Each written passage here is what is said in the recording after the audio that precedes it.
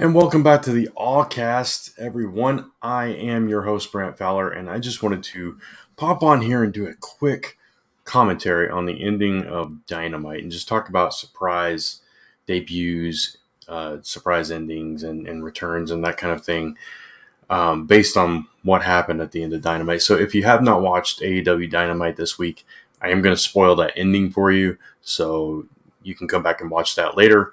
Or, if you don't mind spoilers, then stick around. But we're going to talk about this because it's very controversial. A lot of people have been talking about it, and it didn't receive a great reaction. So, and I know, I'm an AEW fan. AEW is what got me wanting to podcast again. And I'll go into that deeper in another podcast. I don't want to go into all that detail today, but I've loved AEW since the very beginning, and I thought this episode of Dynamite up until the very end was phenomenal. I thought it was a fantastic card from top to bottom. Aside from the Marina Shafir match, which, I'll save my thoughts on that for another time. That was the only, I would say, like, negative mark on the card overall, and not because of the in-ring action, just because of the lack of personality there. No offense, but the in-ring work was fine. But aside from that, we had some killer matches throughout the entire show. CM Punk and Penta starting it off, and you had Jungle Boy and Luchasaurus versus Red Dragon. It was a stacked card. Hobbs and Starks versus Swerve and Keith Lee.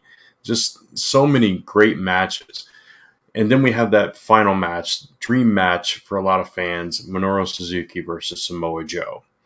And it's for the Ring of Honor World Television Championship, a title that Samoa Joe had never held before, and he won. After, what we've seen in the past year, every time Minoru Suzuki gets in a ring, whether it's Impact, New Japan, AEW, it's just a slugfest. You're talking mainly chops and elbow strikes, and then towards the end of the match, you ramp it up a little bit, and that's kind of the style of his matches. And we've seen him in a lot of hard hitting matches against people like John Moxley and Bryan Danielson and Josh Alexander and now Samoa Joe.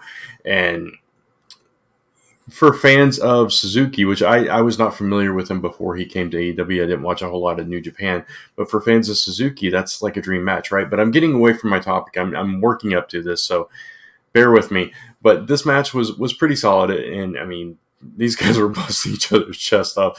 Samoa Joe's, like, this whole side of his chest was just purple. And he got a little mouse on his thing because Suzuki was like, I'm going to chop you. And then he elbow struck him and created a little mouse right there immediately. But yeah, so that was fine. The match was fine. The whole card was fine. Everybody was high energy into it. And then the lights went out after Samoa Joe had won and was standing there with his title. And I think Jay Lethal and Sanjay Dutt had come and played a prank, gave him a present, but they were flipping him off. There was no present inside, and he was standing there. And then the lights went off, and everybody's like, "Oh," because lights off means big things, right?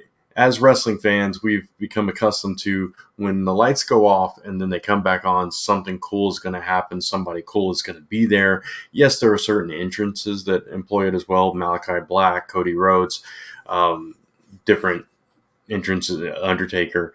That employ it, and you get excited about that too because you're fans of these wrestlers. But when you're doing it in this fashion, it's going to be a surprise. It's going to be somebody you're not expecting, or somebody that's going to be the next challenge for whoever's in the ring. And this time, when the lights went off, and everybody's like, "Oh," getting excited, getting ramped up because it's been a phenomenal show, like I said. And it comes back on, and there's this huge dude standing in the middle of the ring that nobody knows who it is, and the crowd goes flat, like completely flat, no reactions. Like, and then it's like when it dawns on them that they don't know who it is, it's just boos and like, oh man, like really, Like it was like a wasted surprise, right?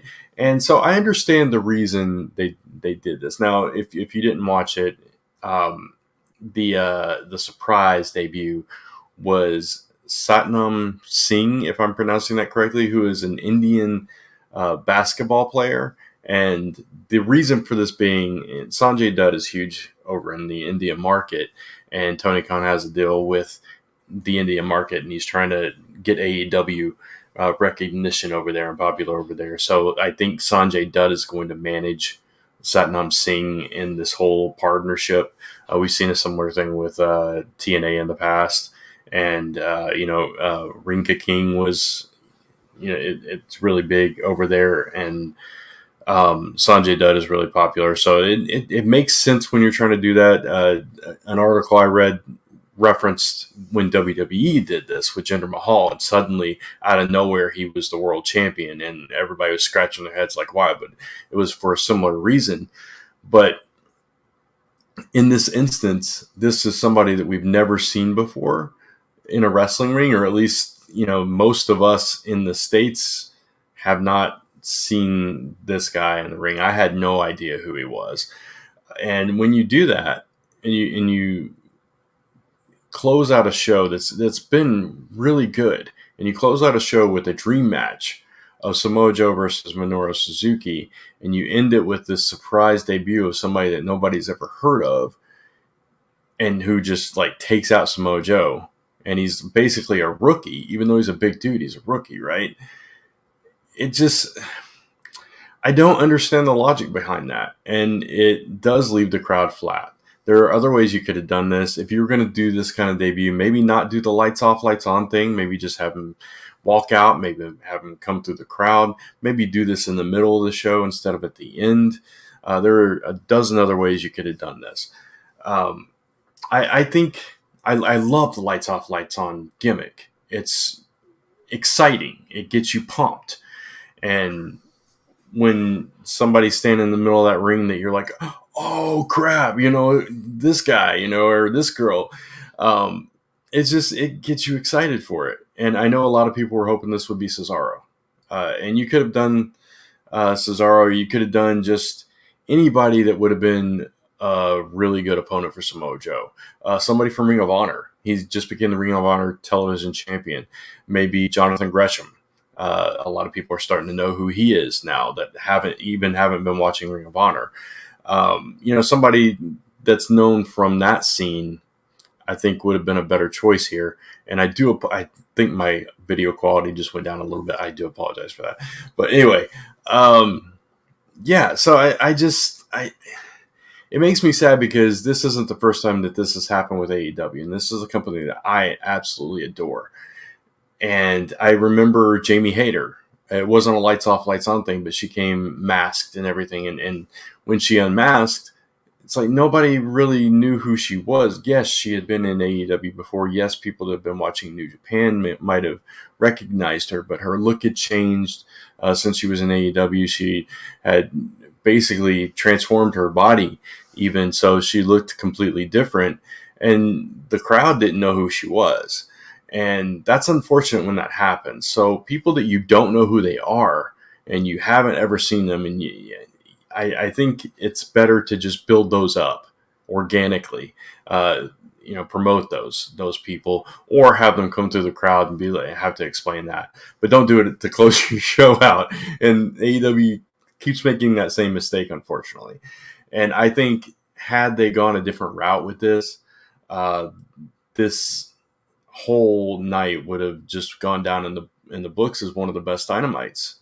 And unfortunately, the last thing that people see is the thing that they remember and the thing that they judge an event by. And so a lot of people, in a lot of people's minds, this is going to be a sucky Dynamite because of the way it ended. Even though there were fantastic matches all the way up to that point, and you have to close your show smarter than that. I think a lot of you would agree with me. A lot of hardcore AEW fans are going to love everything that AEW does, and that's fine. I'm one of those fans that likes all of wrestling, and I want all of wrestling to succeed and be the best it can possibly be. And as a fan, as a lifelong fan since I was 6 years old, I want the best from wrestling, and I want it to entertain, and I want it to elicit an emotion, and I want it to get people excited. I don't ever want to hear non-reactions. And we had that twice tonight, or last night. First in the Marina Shafir match, we got dead silence at points, which is never something you want in wrestling. And then here, and you don't want that, and you definitely don't want that with two debuts in the same show, both towards the end of the show.